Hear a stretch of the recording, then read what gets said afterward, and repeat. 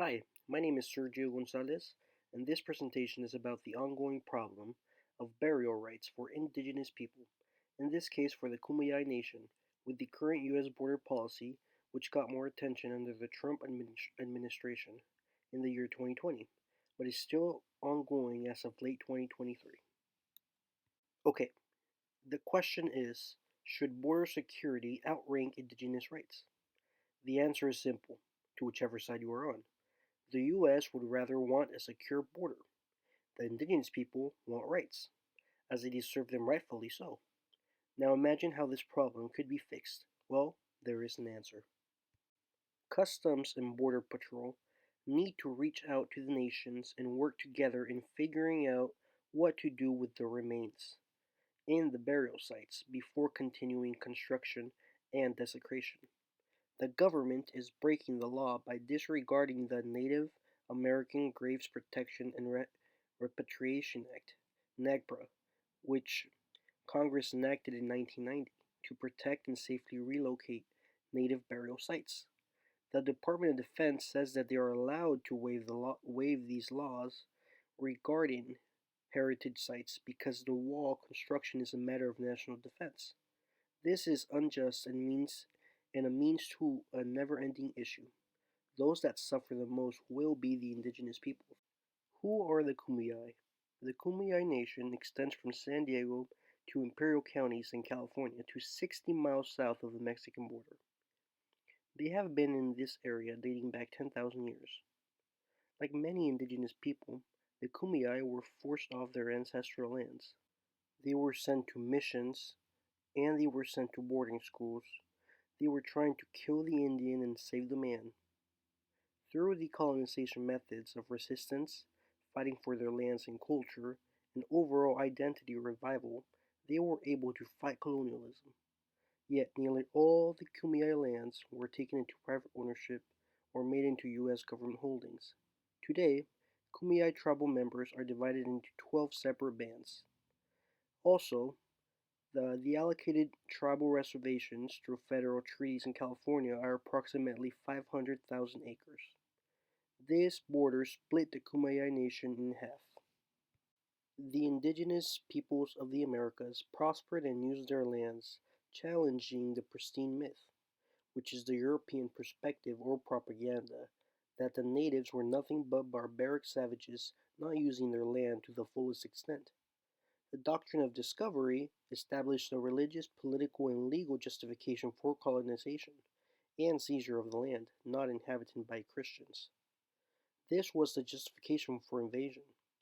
The Kumeyaay deserved the right to have a say on what happens to their buried ancestors and a say on border issues, seeing as again the border crossed them. California Indian perspective on missions. These religious settlements were implemented so padres, fathers, from the Catholic Church could convert the nearby native Californians. Spain was here in the West already, and with the help of the Manifest Destiny, the U.S. was moving westward as well, because it was their divine duty. The land was slowly being taken from the last of the free indigenous peoples. Knowing this, why can the U.S. not see that they must work together with the indigenous peoples and make wrongs right? It is that easy. Otherwise, give back the land if they do not want to work together. The California dream was defined as a settler dream to go to California, to become rich. To the indigenous peoples, it was a nightmare because as more settlers arrived, the more land they lost and the more suffering they had to endure. They were forced to assimilate or face the consequences of boarding schools and atrocities like cultural genocide. A solution would be to return all land back to the Native Americans, but unfortunately, this would never happen. Self-determination is the next best thing to a possible dream. The Kumeyaay have the right to self-governance. Work with them, not against them. Help them have a say in what lands are sacred and what their issues are before ignoring them and shutting them out. Seeing as so much hurt and injustices have been done to the indigenous peoples, why not allow them to have a claim to burial rights? This all falls down to on the single story that Native Americans are subjects, or less than average US citizens. They are pawns to the king. They need the US to guide them or they are doomed to fail. This is all false and propaganda used to belittle the indigenous people. They are more than capable of self-determination and self-governance. The US cannot get rid of them. Therefore, their only option is to make their lives hard.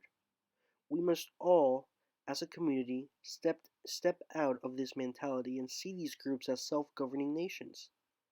They were here first, so therefore should have a right and say to what is happening on these lands.